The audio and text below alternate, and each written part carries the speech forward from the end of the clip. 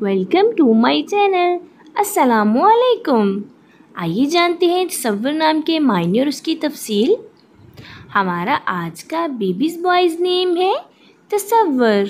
तसव्वुर की इंग्लिश में स्पेल्स है TASSAWER तसव्वुर। ये एक इस्लामिक नेम है और लड़कों के लिए रखा जाता है ये नाम। इस नेम के मायने है सोच। तसव्वुर इस नेम की तफसील है मोहम्मद तसव्वुर, तसव्वुर अली। इस तरह से हम ये नाम रख सकते हैं। आप भी अपने नाम का मायने जानने के लिए कमेंट्स में अपना नाम लिखें और मायने जानिए। एंड अपने नाम की स्पेशल वीडियो बनवाने के लिए भी आप मेरे कमेंट बॉक्स में अपना नाम कमेंट कर सकते हैं।